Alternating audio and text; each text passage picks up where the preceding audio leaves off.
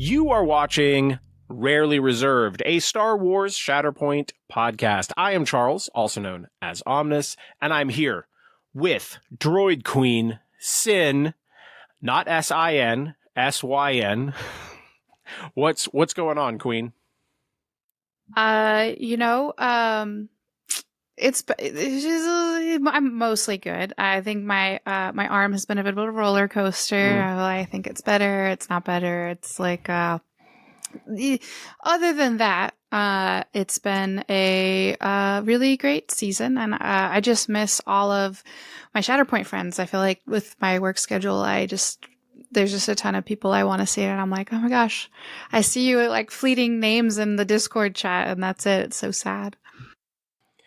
Well, we definitely miss you as well, and we are hoping that in the near future you get to actually remove your disarmed token. So we can hope. But let's dive into the fun, because we are Rarely Reserved. What is our puck for this particular episode, oh Queen? In Droid Queen fashion, I hope it's all right. I have brought a droid, and it is Maximum Droid because it's the Droideka. The droid with droid in the name. I mean, Droidekas are pretty legit. I was shopping for Christmas presents for you, and I definitely considered.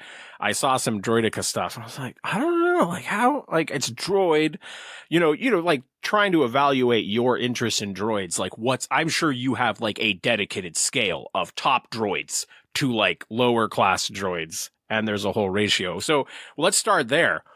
On a scale of like 1 to 100, and 100 is like the ultimate Star Wars droid, and 0 is, I don't know, like C-3PO or whatever. Where does the Droideka fall on the scale? 93.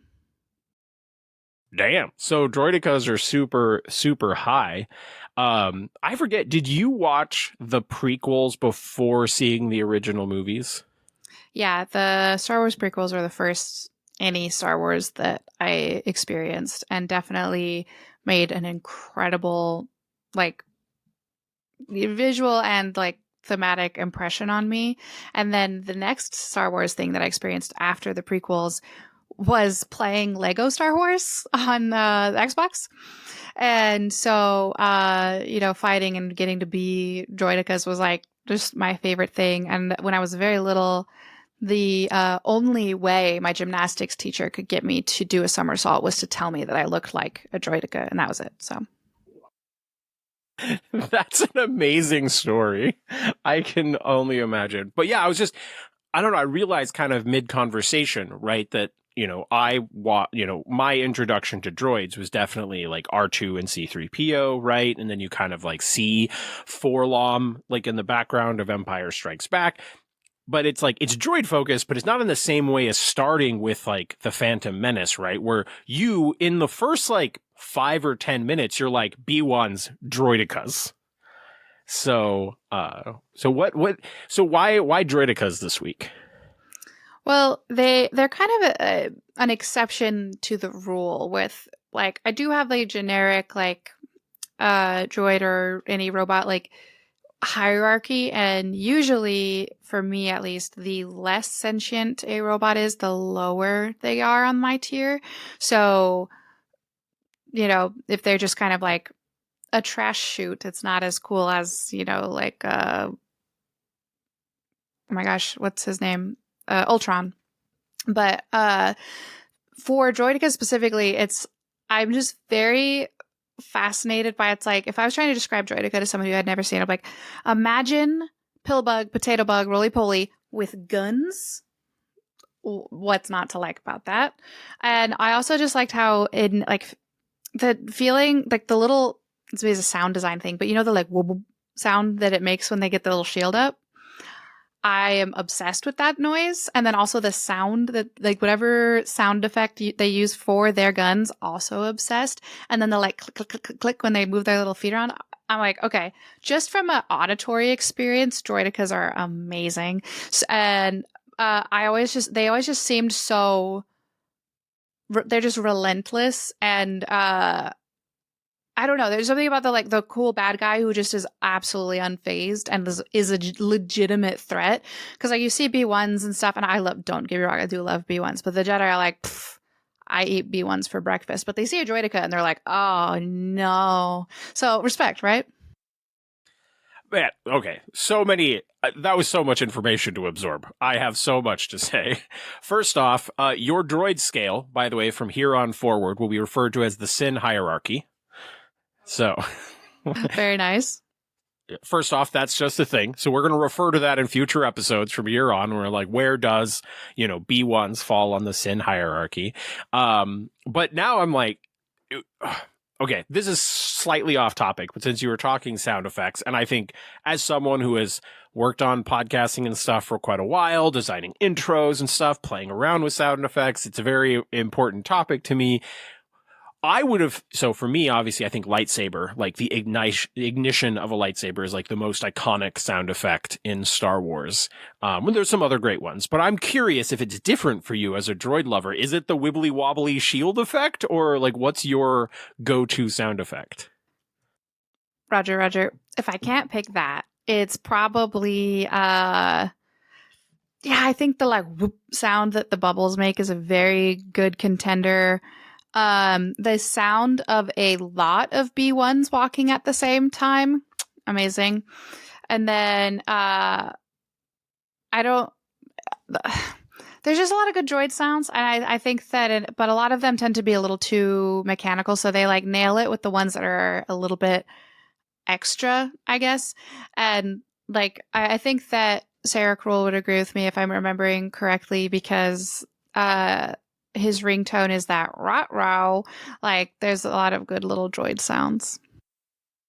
So now I'm definitely thinking that, like, at some point I need to design, like, a really crazy intro for Rarely Reserved and have all of your favorite sound effects in there, like the marching B1 sounds, the shields going up, shields getting hit with stuff, all of that stuff to, like, create the true vibe.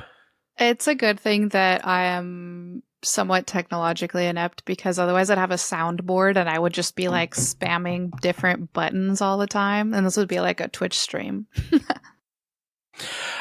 There was a point, 3 years into podcasting, I had set up like a digital soundboard on a tablet, and there was like fun parts of it and there was like not fun parts of it. I even like back then, there was a way for you to create a digital phone number and people could leave voicemails. It was like a Google number or something. And so I gave that phone number out and like people could call it to like ask a question on the show. Then I would just be able to immediately grab the MP3 file of it. And so I could play their voice asking a question. And so that was a random cool feature that I was playing around with at one point in time. Every once in a while, I learn about a technology thing that existed just before I was sentient enough to understand it. And I'm like, what? How did this pass me by? I missed it. Well, droidekas have not existed just yet. As far as I'm aware, we have not created super Terminator droids, but they are definitely I'm not a big droid guy in general. That's obviously does not surprise anyone who listens to the show, but I think even for people like me, droidekas are dope. I would have a droideka on my shelf.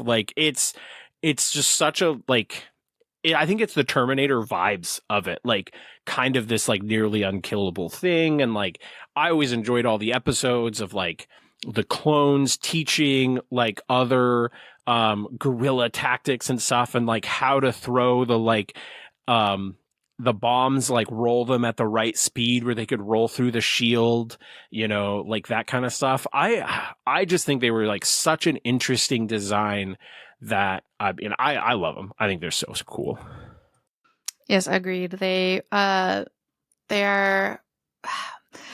There's just the combination of everything. They really do a great job at. I think they are a little bit underrated. I think people can clown on droids in the prequels, and it's not the droidekas. You're not going to clown on them. They are little rolling ball of doom. One of the interesting thing about Droideka, right? Like, I don't feel like they have been used much outside of Clone Wars, right? Like, you have the prequels and you have Clone Wars. There was a little arc in Rebels where Ezra finds, I think it was actually Kalani, and like Kalani's still alive, but doesn't know that the war is over, and has this whole like army of battle droids that are like slowly kind of falling apart. But I don't remember if they even had droidekas in that or not. They may have. But we've seen like B1s and super battle droids and stuff have been used in other stuff down the road. Like there's an episode in Mandalorian season 3 where he literally like kicks a B2 or like a super battle droid, and like super battle droids are also shown like killing his family and such. So like there's points where a lot of the other droids have been used in other contexts.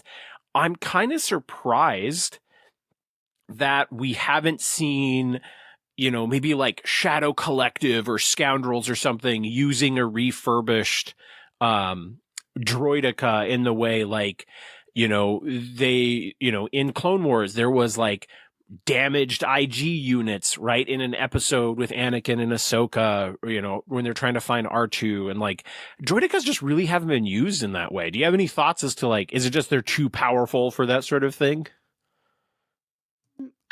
I think it's a tough thing that a lot of things that I like about them make them difficult narratively, of the fact that they don't really talk, and there's only so much you can do with relentless assault. Like it is scary, but I feel like it's also something that needs to be done very little.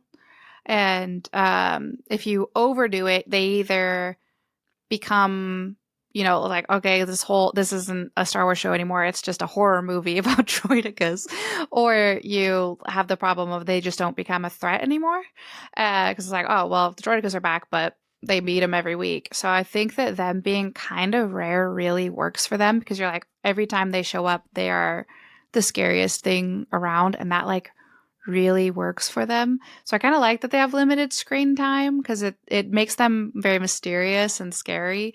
Yeah, I think it lends to the whole story of them. I think you probably hit it there with one of the first things you said, that it's probably because they don't talk. I think in a lot of these other situations, they would like the droids to be able to communicate with the main characters. So it's probably that, where it's like, oh, well, we could use droideka, but like, oh, we could use like IG units, right? That like, will say something threatening. And droidekas do not. But yeah, I think droideka are probably one of the number one like separatist requests, right? Like, give us droidekas. Yes, I agree that there are something that I've thought about, like how they would be implemented in the game, and there's just so many cool ways I think they could be. I'm just dying to know what they end up with. All right. Well, very, very cool, Puck. But now I want to transition before we get into the main topic. I messaged you earlier this week and was like, hey, have you watched Big Bang Theory? And the reason for this is there was a weird question that I wanted to ask, because occasionally I go and I look at how we are discovered via YouTube searches. I'm so confused right now. There's been some weird ones in the past where I was like, really? Like, my channel came up because of that search? But one of them, I was like, this has got to be rarely reserved. But there was a search that was Penny and Sheldon that brought them to my channel. Oh my God. Which there's so much to read into that, because one, that's a very specific search, right? It's not Leonard and Peggy, right? Like the relationship combo, but it's specifically a platonic relationship between super nerd and girl. But I'm like, what about the AI is like so deep in the algorithm that like somehow, like, because there's an element of this where I'm not sure either of us like that like generated like bringing us up. I don't know. What are your thoughts? I I'm not mad at it. I just think that that's funny that like obviously you know there's an AI looking through things. So it's very like guy nerd and girl, good job. So I think it's funny. I'm a little offended, but like mostly it's just funny, so that's fine. But it's been a very long time. I didn't watch all of that show. It's been a very long time since I've seen it, but as far as I recall, Penny and Children are both funny, so I'll take it. It's not an insult. It's just I'm offended at the robot who made that decision. I will be speaking with you later, but there's worse things to be compared to for sure. Yeah, I feel like, because like on a certain extent, you could argue that Sheldon and Penny are the main characters, right? Like you could say that it's probably Leonard, but like Sheldon is probably like he's the character that people feel particularly drawn to. A lot of the humor and stuff is written around, spawned a whole nother show, and Penny is the main girl, and they realize that they should add more girls down the road, and like that would make the show better. But like there was just an aspect of that where I was like, something in the YouTube algorithm made the computer or the algorithm or however it works make people think of us as Sheldon and Penny. And I was like, it doesn't quite nail either personality though, right? Like I am so extroverted compared to Sheldon, and like I would definitely not describe you as a Penny. No, it's yeah, because she's very, at least in the start of the show when I was watching it, she's not anti-nerd stuff, but she's very just oblivious to any of it. She doesn't know anything. And that's kind of one of the jokes is they're constantly like, here's nerd thing. And then she's like, what's a dragon master? And they're like, haha, it's dungeon master. And like, that's one of the recurring jokes. But, and then, so I was a little bit like, all right, it's kind of funny. It makes me think the robot has like caveman brain. Funny man, funny woman, recommend. Yeah, I mean, I think there's probably just an element of like, you know, boy and girl talking nerd stuff, right? Like is probably it's probably just something so simple as that. But my brain wanted to read into it more. And I'm like, what are you saying about me? Like, are you saying I'm the kind of guy who would like get out the rental agreement and be like, you have violated this rule? And so I honestly, if I'm going to ascribe the best possible intentions to the AI, it was thinking, like you said, two people who, like a male and a female who are friends and like good friends, and that no point in the shows there's a silly little arc where like, no, this is like good friendship, and they're both funny, and there's like a nerd element in there. So I'm gonna give the best of intentions to the AI and say that it was thinking, who are a guy and a girl who are funny and very good friends.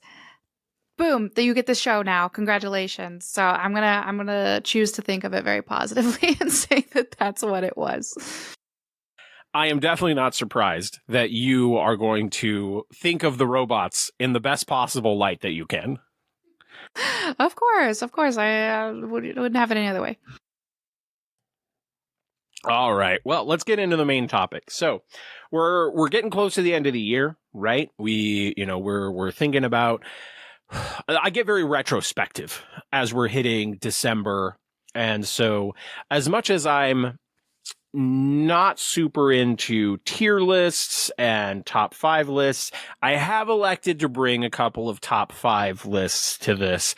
But I was just thinking a lot about we're going to do a couple of top 5s, one on the hobby side, one on the playing side. But I was thinking a lot about like, which characters do I think have the most interesting design?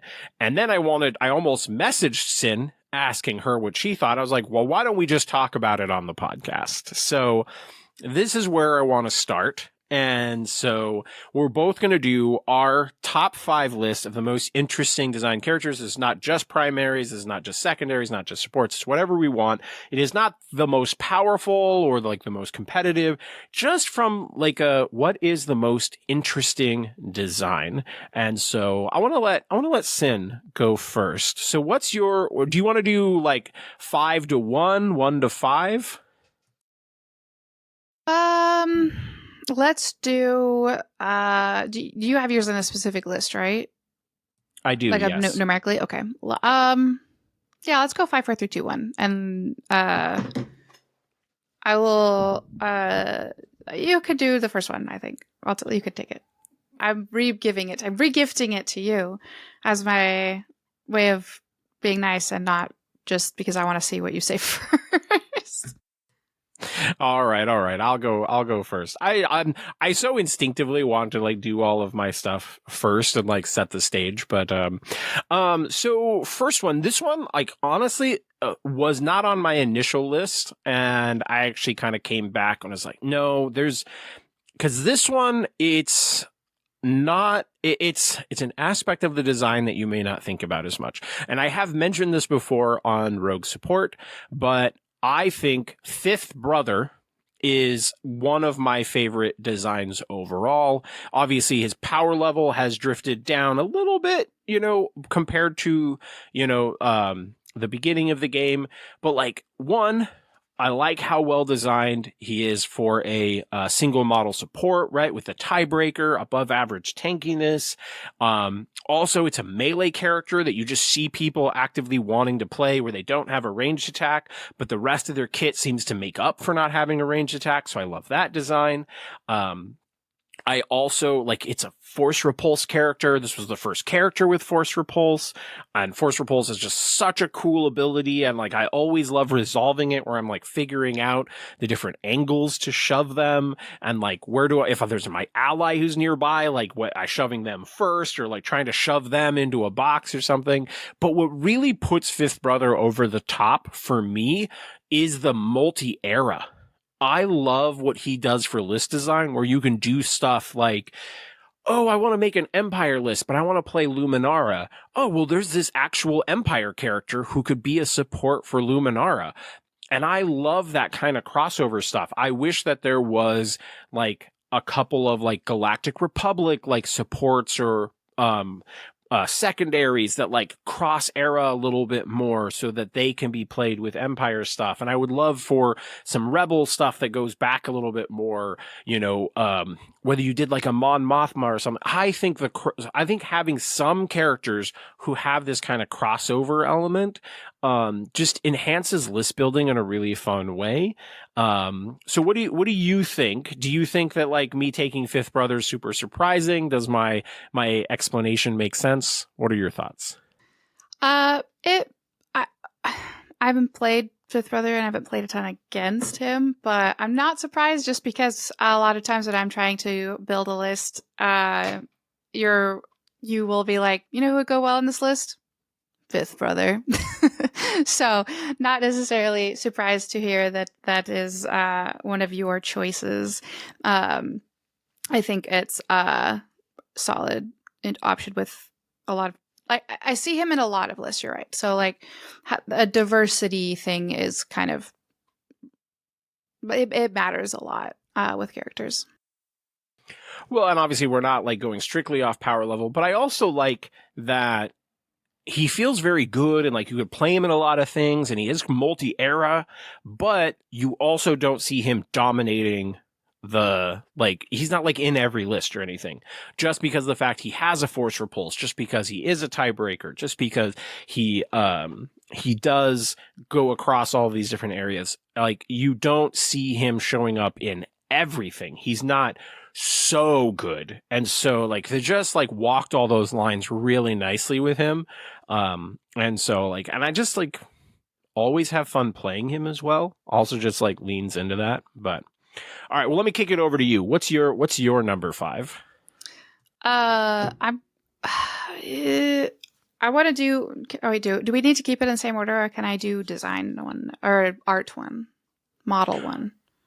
We're doing Design. all Okay. of the We're gonna do design all of the ones. design first. All Okay. design. That makes sense. That makes sense. Okay. Well, I have the wrong list open. Then please hold. Say things while I look. All right. I guess I probably should have been explicit of which one we were going to do first. But yeah, I definitely want to go through the, do all of the design ones, and then we're going to go through all of the, well, I guess now that we're thinking about it, we could break it up a little bit and do our number fives for design and then do our number fives for, sculpt, like modeling aspects. So, all right, you've swayed me. Okay, but you want my number 5 for design first. Okay. So, this one's kind of funny because I've never played with this character, but I picked Totally okay. I picked Leia Charming to the Last as my 5th favorite. I think that my personal bias toward women and droids notwithstanding, I think that she's been a very interesting character to play against, where I have to she makes me consider a lot with each turn, and I like all of her different abilities, and I think that she doesn't have, no, I'm wrong, she also can be played with a lot of different things, so that is kind of amazing too. I like, there's a lot of lists that would use her in this way, blah blah blah. And so, yep, she's my number 5. To be entirely honest, when I came up with this topic, she was going to be on like my very short list, right? Like because I 100% agree with you. I think Charming Leia has a fantastic design. She doesn't feel like too good. I love like all of the movement and stuff that she brings. I love that she gets a little bit of stuff from Padme and carries over from her mom in the design. I think that's super cool. I love everything about Leia. A spoiler alert, she did not end up making my top 5 by the end of things, but that was tough. I think she's probably my number 6. So I don't disagree with you at all here. I think she is an absolutely fantastic pick. And I think when you get to actually like play her yourself, you're going to be like, you might be in love. So slight derail. I really hope that you like give her like a purple or a pink dress and you like give her like some sin stylings.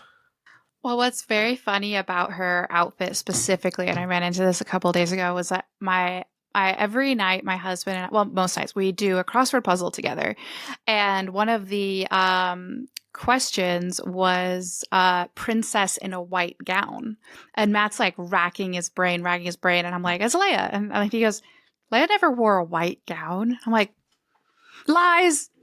Yes, she did. I see it all the time on the table, kicking my ass. That's amazing. I'm actually kind of surprised that he wouldn't remember that. What the thing was that he was like, she never wore a dress. She always had pants on. And I'm like, she was wearing a dress over a pair of pants in those scenes so that she could run around and stuff. But like, that's still a dress. That's just a dress over pants. I mean, there's like multiple, it's not a dress from like a single shot, right? Like she was wearing it at the beginning, like the very opening scene. She's in the dress, like putting the stuff in the droid. There's the iconic scene of Luke walking in and seeing her laying down. There is a lot of white dress scenes. So, but might be a thing. Like also there's like the Padme imagery now and the Rey imagery, which are all pants, basically. Like the white suit, the white for them has been largely, pants, shorts, that sort of thing. So it might just be that crossover in the brain. Oh, yeah, for sure. But overall, I think super cool pick. So let's do our number 5s for sculpts. Do we want to like snake draft it a little bit, and you do your top model, and then I'll do my top model? Oh, you want my number 1? Oh no. I said it wrong. That is not your fault. No, I meant do your number 5, but let's snake draft it. So you do 2, and then we'll kind of cycle it a little bit. Shake it up. Okay. My 5th best of the, model design, would be Kit Fisto. Kit is a great one. Also one that was on my short list of models that did not make the top cut. So you're really close to where my brain is at. I ended up having way more fun painting Kit than I thought I would, even though I don't really like painting green, but like I still, even though I was doing the like Sith kind of colors, I still made him green, but yeah, overall, it's such a cool model. Even though I changed the basing a little bit, I still wanted his like leap effect and stuff. Yeah, I'm with you. Like, Kit's such a cool model. Was there anything specific about it that made him leap out to you as a good pick here? Wow. Yes, he jumped through hoops to get to my top 5. Funny enough, this is not a model that I have painted, actually. It's actually because I've seen it perfected by Ryan, and I'm not going to attempt to usurp that. No kidding. His is just so good. I definitely saw the picture of the model like on the box, and I'm like, oh, he looks cool, blah blah blah. And then I think Ryan played. Yeah, he's a cool dude. But I think Ryan played him against me when he was like, this was a while ago, but he was like, I'm testing Kit in this list and stuff. And it was like a distraction for me. Not that Ryan needs any sort of distraction to absolutely crush me, but like I was too busy just sitting like, oh, look at the pretty Kit Fisto. He's so pretty. And just getting my butt kicked. But definitely that model, I've just been like, it's so dynamic. There's like the right amount of stuff going on. I really like how Ryan based it as well. So definitely stuck in my brain as a model that like I think silhouette is really important in models, and so Kit Fisto as an incredible silhouette. So he definitely made it up there. Facts. Yeah, definitely very cool silhouette. Yeah, I agree with all parts. Ryan's is painted very well. If you don't know who Ryan is, I'm referring to Donovan's painter. I think Kit Fisto is a fantastically, like, just like from an aesthetic point of view, really, really nailed it. I suppose I'll shift over to mine. I want to preface this. So one of the most deciding factors for me on picking my favorite model is it has a lot to do with how much I want to paint them again after working on them. And so either these tend to be models that I have actually painted twice, or models that I would like to paint again.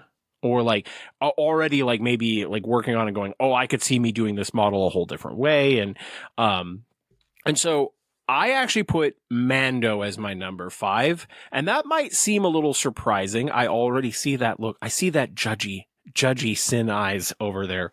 So the reason is I do like some like just very like simple that just like do the simplicity very well. And so from an assembly point of view, I really liked how Grogu attaches to the cloak.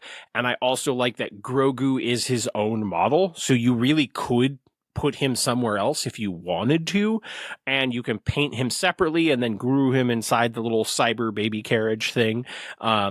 And just like how much they nailed all of the different details on him, and they still worked in like his sniper rifle, like under his cloak. It's a simple model at its core, but there's a lot of very small decisions in there that like, I love that sculpt. And it's not just because I love Mando and that he is the best character in almost all of Star Wars, but they also like, they nailed that sculpt, and it's not super fancy, but it just is functional, and like they get in all of the key details.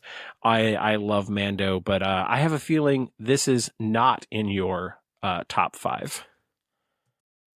No, not that I have anything against him. I just wasn't expecting like his pose to Sounds me, against. His pose to me feels very like perfect for what he is. Like it's kind of this like it's confident walk with my child, you know? It works. I just like it doesn't come to my brain as like oh, this is one of the best ones, not because it isn't done excellently, just because I think I'm grading on a different scale or from a different set of things. But what it does incredibly well. Yeah, I'm not surprised. And there was also just like, I kind of wanted my own guidelines, right? Like, because I think it could be very easy for us to do this top 5 and have the same models. Because there's some certain models in this game that are just fantastic. But I wanted to think about like from a sculpt perspective, there is also an element of just how much the sculpt makes me enjoy the character. And Mando is super functional and stuff. And sometimes there's like we both played MCP. Malekith is an absolutely gorgeous sculpt, but that model is so fucking difficult to play. Listeners, if you don't play MCP, it is basically an elf with a sword on a giant winged tiger cat thing. And it's very difficult to play. And it's like, and sometimes like difficult to assemble can also like downgrade my opinion of a model. And so I just wanted to go from like which models like truly do like I love for all of the reasons that I love models, not just from a like, hey, this is pretty. You are totally allowed to do pretty though. I have nothing to disagree with about that. There's it does make me sad when people are like, oh, I don't want to play that model because I don't think I can paint it, or I think assembling it will be too hard, and I feel sad on that front. But I totally get it, because spoiler alerts for my list, the best one is also a little annoying. Yeah, that doesn't surprise me. And like, I've definitely had like, if you go back to my War Machine days, it was like, I really like this model.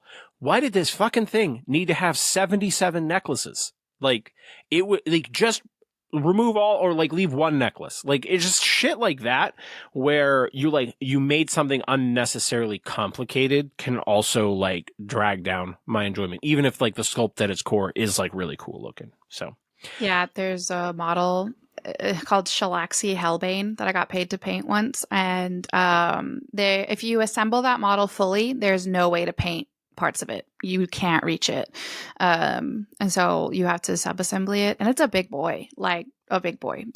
So like, I get it. It's like, this is gorgeous, but I had to paint it in 14 different pieces. So. All right. Well, let's cycle back to favorite designs, doing number 4. And here I've got Cad Bane, which I think shouldn't surprise anyone. Wait. Cad Bane is my number 4. You stealing thief. Even though you made this list before me. I did not read yours, so this is actual coincidence. I mean, you have played a fair amount of games against me, so that's not super surprising. But yes, I did 100% send you my list shortly afterwards, because I was like, I know you may not have played against all of these, and so if you wanted to refresh, I should give you the list. But yeah, Cad Bane is my number 4, and it might surprise people that he's not higher on the list, and that was hard for me because he's one of my favorite characters to play. But there are some designs that I liked more than Cad Bane. But the reason why I liked him is I think it's really cool in a miniatures game when you get characters that have like some like less obvious play patterns and such, where you probably like the design team, like Plumber and Rutan and like everybody who's involved with playtesting, they probably noticed this stuff in playtesting, and it just took me a while to grasp it because it wasn't obvious on the surface. But I love the element of like, he is the first primary that like gets to move in response to your stuff doing something, where like you didn't need your other characters to have the ability to move him. He has the ability to move himself, and his ability to like just interact with the table during other turns is such a cool design, especially now after our interview, right? Where they were talking about how this sort of design is like, they wanted this character to be doing more things all throughout the shuffle as opposed to just during their turn, which I think that's also really great design space. He's also one of the characters that like, I never know which side I want him on. Like, I look at his stance card and I'm like, there is no obvious choice. And I think characters like Mando are really cool where I actively do switch back and forth, but it's kind of obvious which one I want. Cad Bane is almost never obvious. And so I like that particular mental challenge. He's also got like 9 squad points, which is just really interesting for list building as we get more, 4s and 5s. And he is also now cross multiple eras. So he just stands out to me as one who just like his design makes me enjoy Shatterpoint more. And then he's also not someone that I see a lot. So he's someone that I can like dig into a lot, but I'm not bringing the same thing that everybody's always bringing to the game store, right? I probably play CAD more than almost anyone that I know. And so like there's also this element of like, oh, I've fallen in love with playing something that is not just, oh, this is the best character that everybody plays, right? So you should try CAD. I mean, as soon as I can. Cat is always, it's also a Star Wars character that I like in general. So, like, I definitely want to. Maybe that'll be maybe that's my next list. The bane of my existence. Yeah, I mean, you picked up this box very early, right? Because we kind of put together that you were going to play Aura Singh, and then you've definitely seen me play Cad Bane a number of times, and I don't fucking shut up about him on the podcast. So you've definitely heard me, ramble on and on about him. But now I'm curious, why did he make your top 4? Probably I spent time thinking about when I was trying to make this list. What characters have abilities that are multi-contextual, and so I think everything that you said of like he provides options. He's not a one-trick pony. He's got a lot going on, but he's not just overpowered. He's powered and empowered and cool, but like you don't like. It's one of those things where you don't like say, I'm bringing a Cad Bane list and suddenly the room clears, right? So I feel like that is the mark of a well-designed character when it's like, all right, this will be a tough game, but I don't already think I've lost. So would you say then, like, even though I've definitely I think I've played some of my Cad Bane lists against you that I've like advocated for, like, I think these are top tier, like, great lists that people should be exploring that are like kind of a less obvious build. But I'm getting the vibe that maybe you played against them and you're like, well, that was just fun to play against, even though it felt really strong. It was interesting to play against. Am I reading you correctly? Yeah, and I think that it's one of those models where it's got enough going on that players at different levels will have good experiences with him but play him differently, and it's just a character who I know you hate this expression, so I'm going to be very specific about it. Low skill floor, high skill ceiling. He's easy to get into and he's easy to do. I know, I'm sorry. He is easier to get into, but still can be taken very far. So I think that a lot of characters who can be taken very far tend to be difficult to get into, and there's this big hurdle. But I think as far as I have experienced Cad Bane with other people and stuff, is that you can play any character poorly. Don't come at me, but like he's not so complicated off the front that you can't just try him out. But you can also take him very far. Like you said, he's a top tier character. It is just not. He's not so gate kept by skill level that I would be like, oh, well, don't buy him until you're X amount of games in or whatever. I could be like, yeah, buy Bane, try figure it out, and you'll have a really good time. And if you ended up really liking him, you can go very far with Cad Bane. Interesting. I would disagree that he's easy to play. I actually think that he can probably be very disappointing to people who play him too early in their like Shatterpoint experience, but we don't have to dig super deep into that. This is not a Cad Bane episode. But I agree. The more you play him, you really do start seeing things with him that you didn't see on the surface. So I definitely don't think he's easy. I just don't. I think if you already know how to wargame, he's good. If you don't know how to wargame, then I have different recommendations. But if you know a little bit, I think you can go very far. All right. Well, let's move. So this was both of our number 4s. So very cool. Cad Bane officially number 4 overall. That's just rarely reserved facts. But now let's do your number 4 sculpt model. This was a very hard list for me to make, and I still look at it and I'm like, I don't know. I did have to stop myself from making all of them droids, and I did a good job. So, but I didn't for number 4 because I have Chopper, who I thought he's so good. He's just a little guy, and again, great silhouette. That's Chopper. You got like he hits a little explosion, little hands flying around, and like I think that he has the tendency to be overlooked, and I love that for him, where I feel like people don't really think too much of him, or maybe I'm wrong about that, but like I just don't see Chopper the model getting the affection I feel like he deserves, because I think he's a wonderful little guy who has a lot of potential to do with however you like. And like I like painting explosion effects, and I like painting like roughed up metal panels and stuff. So to me, he's like this perfect little ball of fun things to paint. So he ended up very high for me. Well, when you were saying that, like, you think that Chopper is the sort of character that people would overlook, you were talking about me, because he was nowhere close to even being in consideration for my top 10 list. But like, there's nothing wrong with his sculpt. He was pretty chill to assemble. He looks cool on the table. Did a good job. Like, I like the, that he's higher up. So he's not just like a single droid on a small base that like, it just doesn't have a great silhouette. So I like that part of it. Definitely not in my top 5, but as a droid lover, I think you probably appreciate like some of the depth of his model design a little bit more than me. Well, anything that it's difficult to get emotion into inanimate objects or animate but not human things.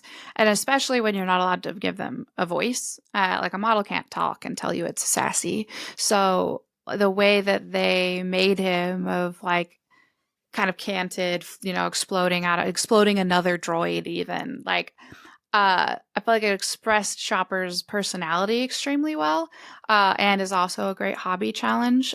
So yes, I do think very easy to pass over Chopper, but he is he's important to me. I like him quite a bit.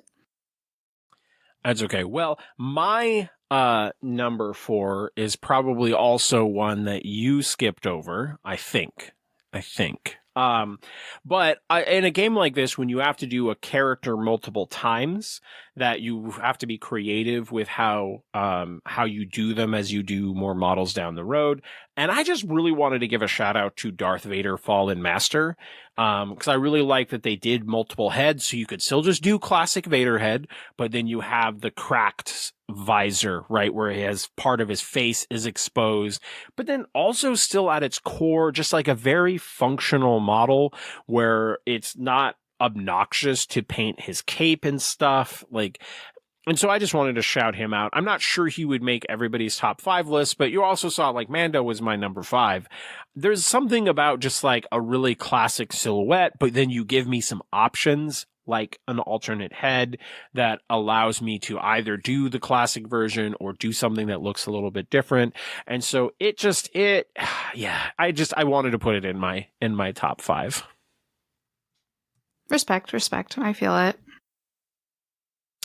All right. Well, I don't think there's much more to talk about Vader there. I just, sometimes I like a degree of simplicity. All right. So we are back to our top 5 designs. And here I've got to give a shout out to the bluest man, Thrawn. And I played Thrawn this week, and I've always struggled, and he's one where I definitely wish he was like a little bit better, but I really like the design. I think the concept of being able to reserve Galactic Empire for free and then you could spend one to like give a model in that unit a reposition. Oh, so cool. I love that ability. And then you factor in that he's got the two different, he gets to bring in a couple of battle tactics, and you've got 3 of them, so you don't have to use the same ones if you don't want to. Love that as well. And I think he has really interesting trees as well. Like his stance trees are like also cool. And so I really enjoyed playing him this particular week. I'm trying to change my outlook a little bit of like how I play him. And I'm not sure I have the perfect list, but I think I'm starting to get my mind wrapped around him, where I'm playing him a little bit differently than I was initially. And so there might be more Thrawn games for me in the future, but I'll kick it over to you. Do you have any thoughts on Thrawn as one of the best designed characters? I think that he's definitely got a character with the most complex design, the most going on, and it's difficult to, like, the more that you put into a character, the more difficult they are to balance, because there's more going on, more scenarios that it could XYZ could trigger. So the fact that they made Thrawn even playable is kind of amazing, because he's got a lot going on. So I am inclined to agree. I do think that he could go up a tick and it would be good for him. But I overall like where he's at and what his deal is. I like how you were basically saying, like, he's very complex. Doesn't necessarily mean he's the best designed, but he's complex. All of my answers for this are bad, so I'm not trying to nitpick yours. No, it's okay that we have some disagreement. I was actually like really hoping that we would have some different answers here. But let's move over to yours. What is your number 3 overall for design? So I obviously haven't played every character yet. I'm on my way, but what? I know, sad. I hate to break it to everyone, but I was thinking about characters that I've played and who I played a lot, or at least a few times, and what about them I think is interesting. And so for a while, I put Obi-Wan down because I think he's very interesting. But then I changed my mind and I was like, yes, his identity is helpful, but he's boring. Like, boring is the wrong word. He is consistent and useful. But he doesn't really, like, the games I've played with him, he's more of like a support model and a generic threat than like my go-getter. So I was like, but you know who is my go-getter when I'm playing Obi-Wan? Rex. Rex is my go-getter when I'm playing Obi-Wan. So he's my number 3. I think Rex is an extremely well-designed character, and that's what I've got. I will admit, I considered Rex as well. Like, he was certainly someone that I was considering. He didn't overall end up making my top 5 because at his core, I felt like he's just good is really like what made, like, it's like, who doesn't want someone who can move anyone in your team? Who doesn't want someone who can move 3 times? Who doesn't want someone who has shove on 1, shove on 2, that has solid dice, like who has range 5? He just felt to me like a core element of just like a lot of good stuff. And so I was like, I'm not sure if that qualifies as interesting, but also he does have like the healing mechanics and stuff, and like how you utilize those is really interesting. And as you get into playing Rex more, so I definitely think Rex could potentially be in my top 10. So I'm not disagreeing with your take there. But he was one that I was thinking about where I'm like, does Rex make my top 5? And unfortunately, like, Rex, sorry, buddy, you're not quite there. I think you're great, but not necessarily in my most interesting designs. But respect. I like that you got a clone in here as a clinker lover. Well, it honestly, I like all the stuff you said. He's just very good. But what what was the thing that put me over the edge of him being just good versus interesting is the I'm always first kid ability that he has, where he gets to kind of jump in and make an attack. Like even if he didn't have that and he had all his other things, he would just be generically good. But him having that, I think, pushes him over the edge a little bit, where it's the tendency I have with Rex is to just be like, he's good on his activation. I just need to worry about Rex on his activation. But I think like big brain third level Rex is always remembering that ability. And so that's why he made it in there for me. No, that's totally fair. I mean, I think I should probably remember that ability more often. I think there's that is still like a part of his card. And I always think that kind of stuff is really interesting when you realize that one of your favorite characters has this ability that you don't use that much. And that can just be like a thing where you go to the game store and you're like, I'm going to try to use I'm Always First Kid. That's going to be my goal for this particular day or this particular tournament, right? Like we've talked in the past about like your goals for Evergreen or your goals for, LVO, where I think you can just go into a day or an event and be like, my goal is I want to be getting more out of this particular ability, and I'm going to try to use it more often and help me, one, remember it, and B, know when it's good and when it's not good. So I think that's absolutely a great shout. All right, well, I'm going to kick it over to you now to do number 3, model sculpt.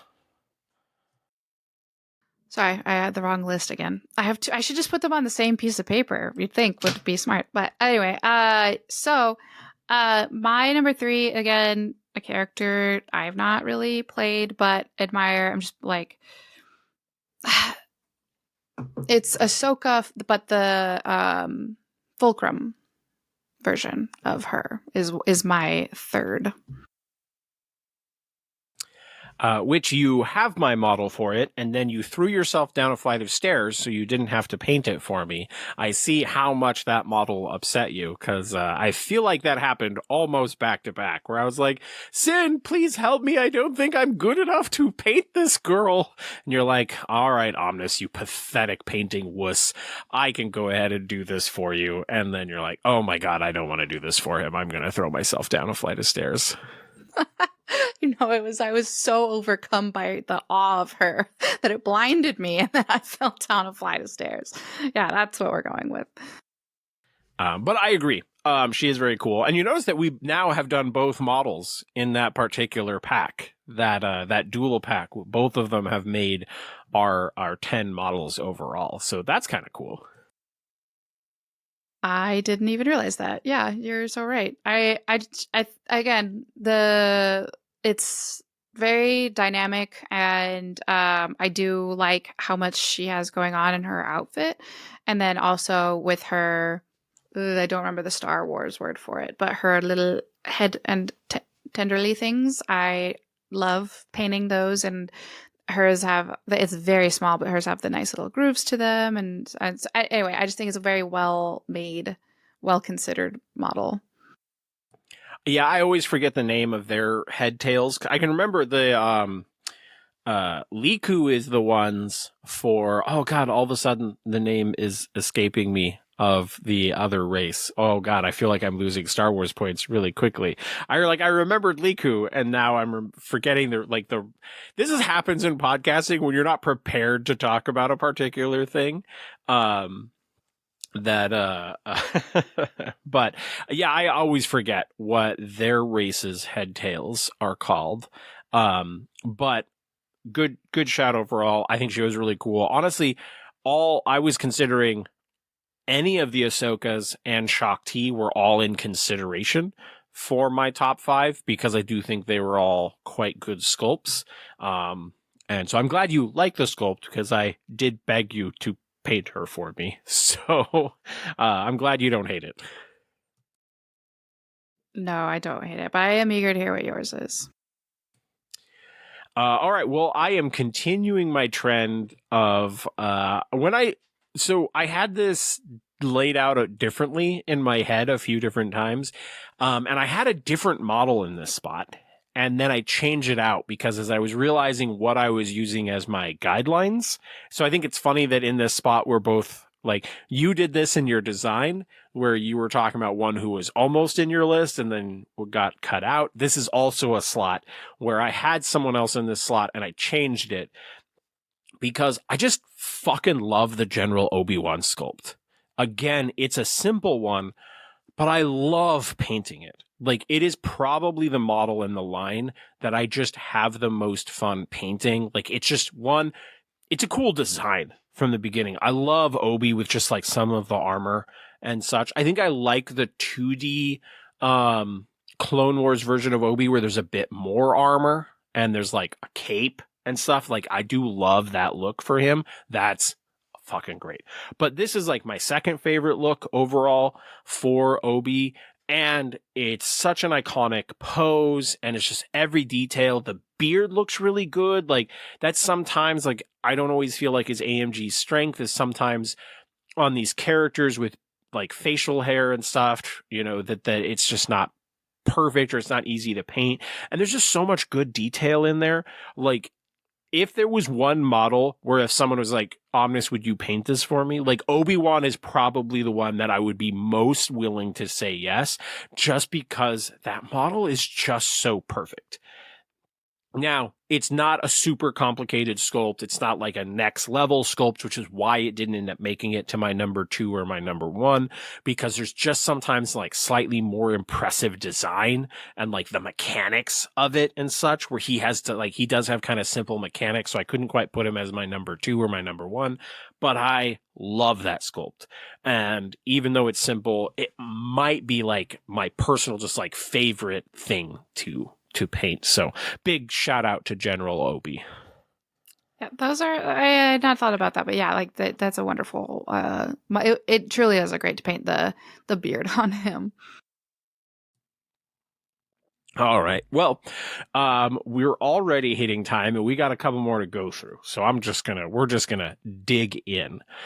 So that covers our number 3 for, model design. We're going to go back to card design. And so here I've got Boba Fett, who I don't think is one of the like most played. He's probably even like the least played out of his box, right? Like, I think Dengar, Bosk, and IG-88 probably all end up seeing more play than he does. But I think there's this really cool element of giving him a free jump at the start of his turn, but he could also shoot at a primary. I love the concept of him being able to jump after a primary's activation. It's not restricted to them moving. So it's just like at the end of their activation. So I've definitely had games with him where like if he doesn't get wounded, he can jump back onto a point.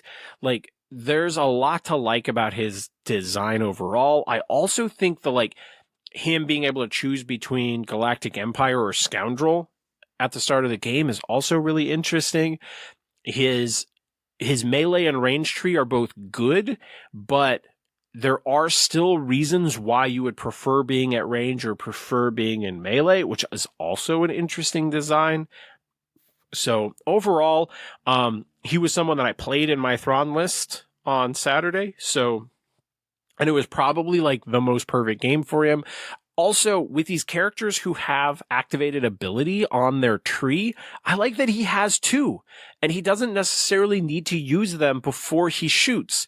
So, like, there is a situation that even if he did feel like he needed to use one, that he could still potentially get the other one for free, which a lot of characters, I feel like it's, Asajj has force push or her jump.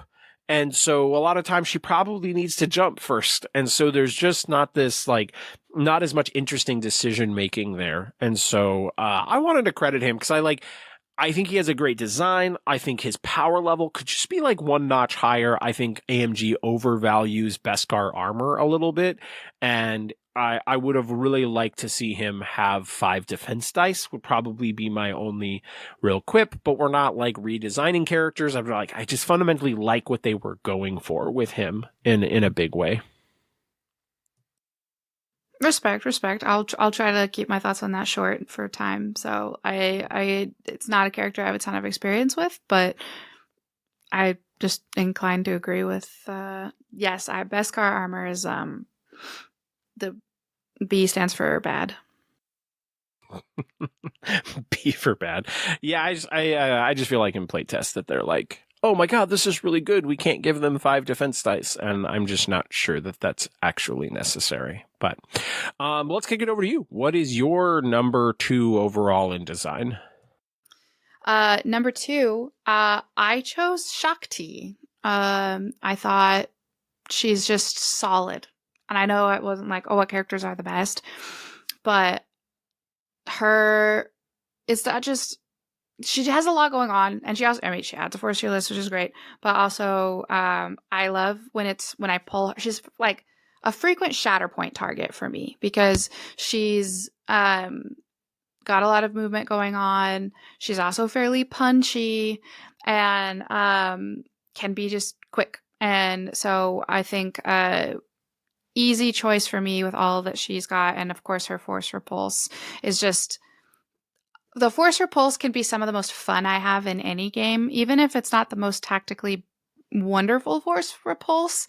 Sitting there and going hee hee hee, move everyone, is so fun and unique to her. And so, well, not fully unique, but you know what I mean. So like, it's just she makes you think about her activations, using her well, and also guarding her because she's a little bit squishy. And so I find her very, very fun to play. There's not been a time where I played with Shakti and then thought after the game, I think I should have gone with this other person.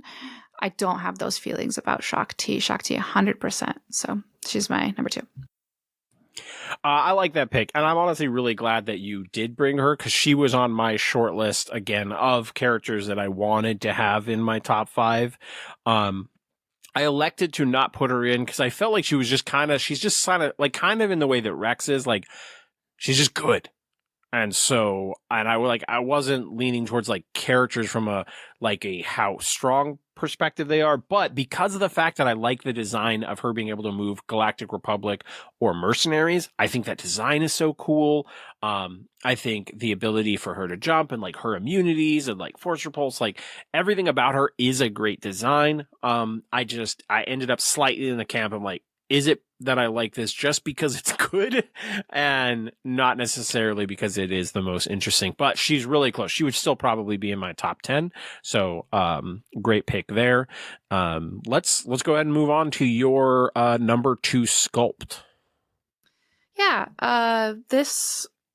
my number 2 has been a roller coaster model for me a bit, but at their source, when I first saw them, when I built them, when I painted them, and then every time I play them, I'm like, gosh, I just love how they look. So mine is Baze and Trute. Oh, I don't blame you here either. They were definitely one that I consider them both in like a design perspective and in a model perspective.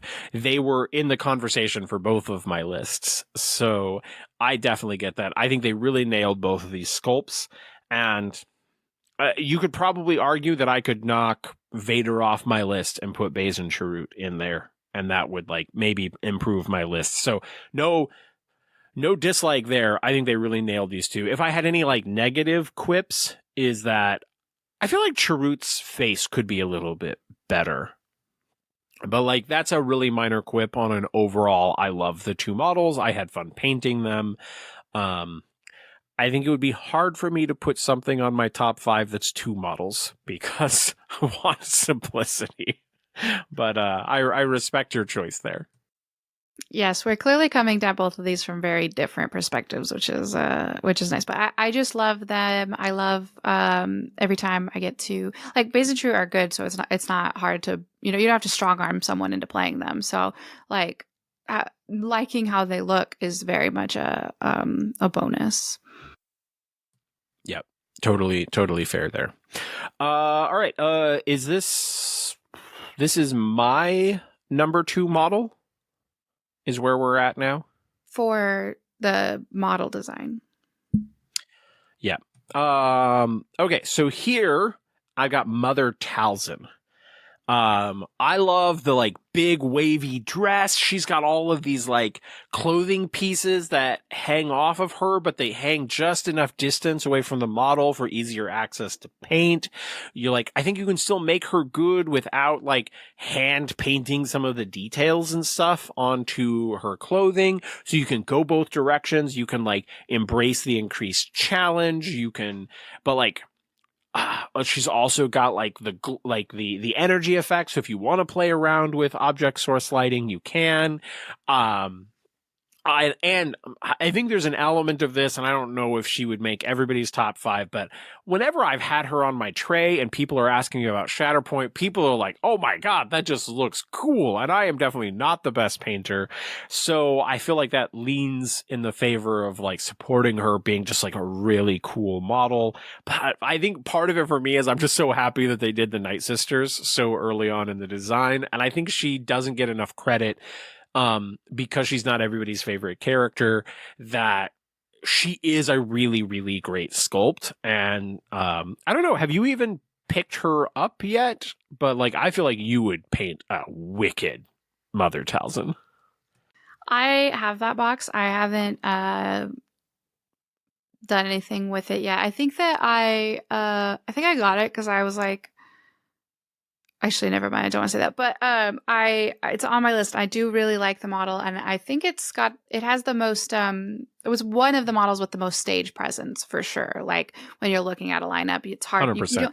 You don't pass her over the way you could pass over Chopper. You're like, nah, she is like, look at me. I love that. She was definitely a consideration for my list, but funny enough, I was Queen like, vibes.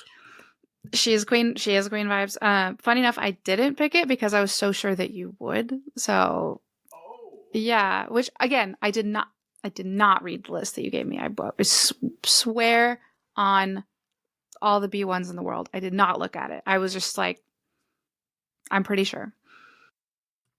Reasonable. And like, I did recently touch her up as well, and so. Yeah, I definitely one where I like her, and I definitely think more people should paint her, and I think she's one that like if AMG suddenly was doing like the worthy painting competition like they do for MCP, but for Shatterpoint, I think she'd be one of the models that people utilize because she's a pretty cool sculpt. But yes, she's one bad mother. She is quite the she's great. She's great. I stumped you. Let's hear your number 1 for ability card. Is that where we're at? I'm already like, I'm getting so lost in these conversations. So you've done your number 2 for everything. Okay. So we're number 1 design. Donovan, this is for you.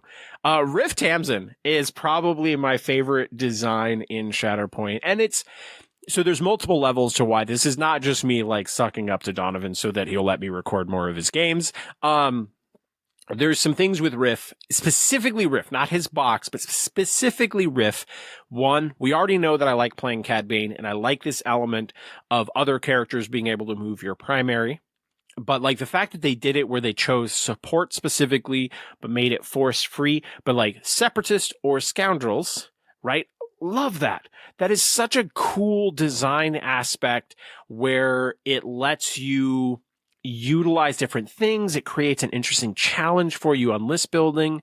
But then also, he is a character that has a force refresh that's tied to wounding, but it has a range restriction. And it's range 4, which has weirdly felt perfect. It's just in this nice range where sometimes you're getting other characters in it, but not always. And just enough times they're outside of range 4. So it doesn't feel too good. And I really like that element of it where like, hey, it's not just force refresh when he gets a wound. It's force refresh with someone within range 4. And the range 4 just felt like a really perfect decision there. So big credit. I think he is up there with like Mando in like diversity of design, where just like you could build so many interesting lists with this character as your primary. And while I think Mando is really good, I think Riff leaned a little bit more into like the design elements and creative choices, maybe a bit more than Mando. So like he has the versatility and like list creativity that Mando does, but then he does it with like also just like a really like, I don't know the word I'm looking for here, but it's just like it's it's just like a brave design. It's not obviously interesting. And so like big credit to AMG there. I think they did a fantastic job with Riff. Yes, you designed a subtle great white shark. Facts. All right. Do you have any thoughts on Riff being my number one? I think I have no problem sucking up to Donovan. Donovan, I'm taking a whole day off of work to go visit you and your painter in January. So, but I think he's a great choice. I have not played against him a ton. My Riff has played in more games than I've played against Riff because Pure borrowed him a couple times. But all the times I played against him, he's been like super scary and fun. Where I'm like, oh, he's moving. Oh, he coming closer. I really died. Dun. Yep. Dun. It's like I don't like that, but I also love it because it's amazing. And so I feel like he's just that is a very good solid choice. All right. Well, I'm at least getting the vibe that you did not pick Riff. So now I'm excited. What is our? I'm excited because now we're getting into the rarely reserved top designed models, top designed cards. Riff is the first one in this 4 selection. What is your top designed card? Well, I feel like we have such different criteria. Over you're more thinking about like there's a bunch of different ways that this could be used in different lists and blah blah blah blah blah. I'm selfishly thinking of myself and what I like to play and the styles that I like to play and the things that I have fun with. And the character undoubtedly who is the most fun for me is Jin. Jin is my number one. So first off, when I did this, I was intentionally doing this in a way that we could have different answers and different criteria. I did not want to create criteria for us because I definitely wanted us to feel like each individual could have their own criteria for what's best. Because in reality, that's just the way the world works. We just have different criteria for what makes something the best. But what you said about you were choosing for selfish, I love list design. And so it is still selfish for me where you're like, Jin is the most fun for you, which is great. What's fun for me is creative list design where I feel like I get to make really like interesting decisions. And so I'm still being selfish. So for the record, but I think Jin is she was on my short list and would probably make my top 10. Yeah, I just adore her. And like, she has just given me so many fun moments, and I rarely feel like I pull her card and I'm like, now's not the time, Jin. It's more like, what are you going to do today? Like, let's do it. And also she has like her ability to heal constantly. I feel like she's just a brick wall. And then also with paying with the momentum, I get to think about more fun things. And then just she's fast. I think that I'm looking at my list and being like, I just like to move fast. So that's probably a big part of it too. But and then I also feel like I don't, like you were saying about stance cards, I don't really have a problem being on either side with her. Obviously, some are better for other situations, but she doesn't have one that's just like, there's just kind of like, these are both solid. If you end up stuck, quote unquote, on one or the other, it's not that bad. No, all good shouts. Like I said, Jin was another one of the characters who was on my short list for the top 5 when I was like, hey, Sin, this is the topic that I want to do. I hope you like it.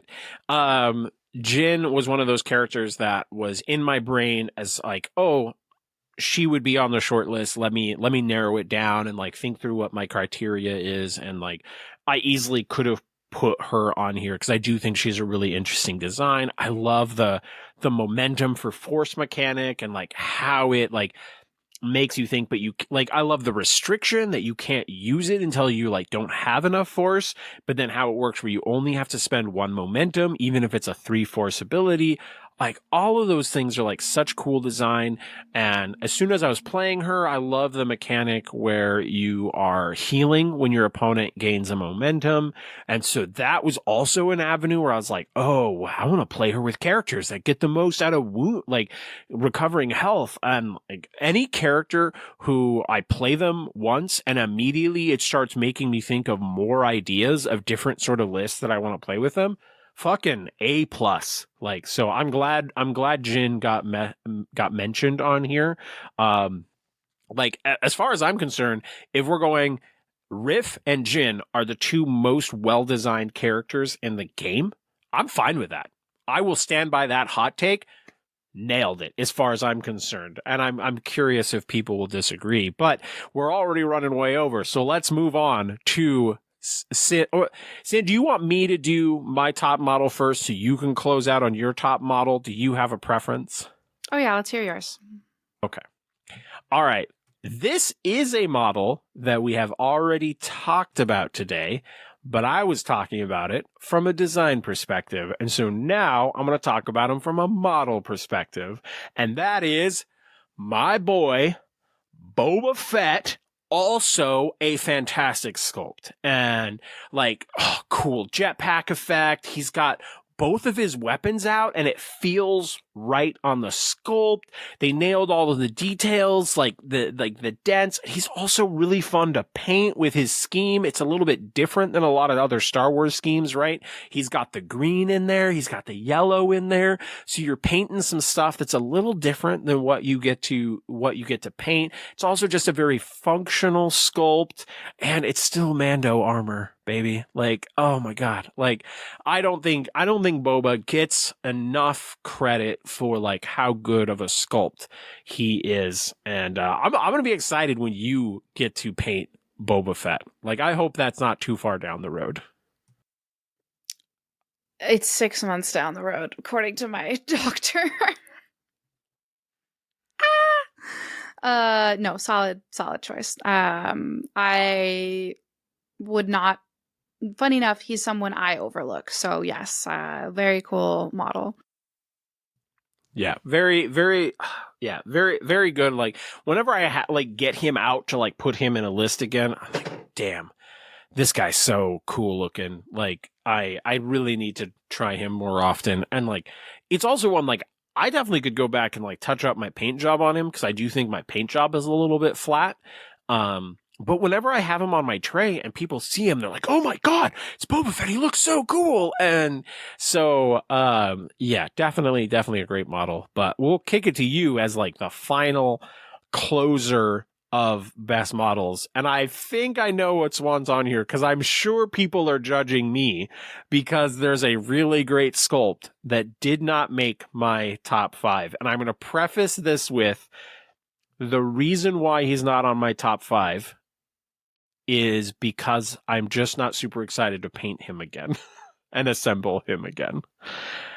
I'm betting that I'm talking about the model that is your number 1. What is the number 1? The undisputed king of Shatterpoint models is for sure General Grievous. And it's so funny that you should say that because the first thing I was going to say was just like before I hurt myself, I bought this box again so I could paint him again, build and paint him again because of how much I love him. So I was like, I got to see my boy because I gave him this very specific outfit in when I first painted him to match the rest of them, and this was he was actually the first box that I painted was that box when Omnus was trying to get me into the game. So I kind of painted him rather quickly because I was like, I don't really know that I'm going to be into this game. I'm hedging my bets. I'm being a little low commitment. I'm going to put some time into him because he's my boy Greaves, but I don't know. So, but I play one game of Shatterpoint and I'm like, all right, I'm formally retiring from other miniatures games. This is it. And so I'm like, all right, I need to give more respect to my boy. So once I have a functioning shoulder again, I'm sorry to every other model, but round 2 for Mr. Greaves is what's up. And he hits every single point that I have for what I like in a model. Silhouette, you can turn him at different angles and you still know it's General Grievous. He's got dynamic. He has the tactical rock, as we like to say, that he's standing on. He's got all of his arms out. He's looking menacing, cape flowing, absolute bitch to put underneath a gantry and get out from underneath a gantry. He's just that guy. Cannot be. He if I could, he would be my top 3 models. So I just want to defend my stance of why he didn't end up on my top 5, because he was on the very short list to begin with. I graded him down because he's a model that whenever I play with him or against him, I'm always worried about breaking him. And he's a model where, like, I feel like you have to assemble him in a very specific order that's actually a little bit different than the instructions, where you want to attach him to the base, like the legs to the base first, makes it a whole lot easier to assemble. So there's some playing and assembly aspects that graded him down a notch, but also, like, I kind of knew that he was going to get talked about anyway. And this, I think if you had most people do this episode, right, you could have, if you had 10 people on this episode, probably 7 people put him as the number 1. And because I had some legitimate feelings about him where I'm like, I don't know if I immediately want to do this guy again. And so I was, in a large part, choosing models that I have indeed already done twice, or would want to do again in the case of like Boba and Vader, where I'm like, ooh, I could do different things with this and like do something even fancier. But I've painted Obi-Wan twice. I've painted Mando twice. I have not done Mother Talzin twice. I've revisited her, but like it's definitely a model that I've considered buying again to paint again. So no, I don't blame you for putting Grievous at the top. I think I am totally fine with us going rarely reserved, Grievous and Boba, best 2 sculpts in the game. I would stand by that statement. Are you with me on that one, or do you think something should be higher than Boba? Higher than Boba? Ooh. I mean, again, I grade on different criteria. There's Boba is an excellent take. I will, like, of the models wearing Beskar armor, he is the best. Fair. And I had to put some Beskar armor up in the top 2 for sure. So I mean, overall, like, our takes on best design overall, right? Jin and Riff, I would stand by that. I'm happy with it. We're going 2 best design models in the game, 2 best sculpts in the game, Boba and Grievous. I'm good with that too. Like, I think if that's our pick for the best stuff in the game, from a design perspective, creative and gameplay, I'm good with that. Rarely reserved, stamp of approval. I'm just realizing in hindsight we should have done like a who's that Shatterpoint? It's Boba Fett, and we didn't. Yeah, I will survive. I will survive. But yeah, no, I can't sing. Don't worry about that. Like, I'm sorry. I'm personally offended. All right. Well, we should close out things there. I will have no input on whether droidekas are rarely reserved. So you just say whether droidekas are rarely reserved or commonly reserved, and we will close out on the sin take. Droidekas are absolutely rarely reserved. Later, nerds. Comm signal lost.